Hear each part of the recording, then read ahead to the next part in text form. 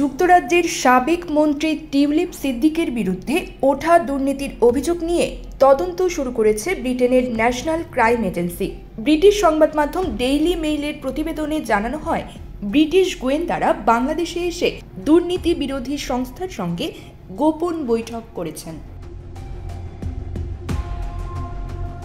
ঢাকাস্থ British high কমিশনের আয়োজিত বৈঠকে রূপপুর পারমাণবিক বিদ্যুৎ কেন্দ্রে টিউলিপের দুর্নীতি নিয়ে নতুন তথ্য প্রমাণ উপস্থাপন করা হয়। প্রতিবেদনে বলা হয়, শেখ হাসিনার সরকার ক্ষমতাচ্যুত হওয়ার পর গত ৫ আগস্ট থেকে ব্রিটিশ গোয়েন্দারা ২ বার ঢাকা সফর করেছেন।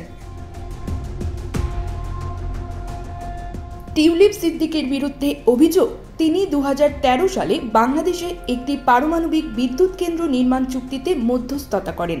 এর বিনিময়ে তিনি প্রায় ৩.৯ বিলিয়ন পাউন্ড আত্মসাৎ করেন। এছাড়া শেখ হাসিনার ২ ঘনিষ্ঠ ব্যক্তির কাছ থেকে লন্ডনে ২টি বিলাসবহুল ফ্ল্যাট উপহার পাওয়ার অভিযোগও রয়েছে। এই অভিযোগ ওঠার পরই মন্ত্রী পদ থেকে পদত্যাগ করেন টিউলিপ।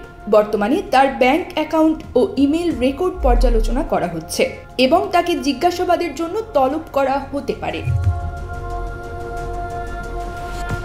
বাংলাদেশ সরকারের সূত্র অনুযায়ী এনসিএ টিউলিপের বিরুদ্ধে মামলা করার জন্য প্রমাণ সংগ্রহ করছে। যুক্তরাজ্যের আইন অনুসারে কোনো ব্রিটিশ নাগরিক বিদেশে দুর্নীতির সঙ্গে জড়িত হলে তার 10 বছরের কারাদণ্ড হতে পারে।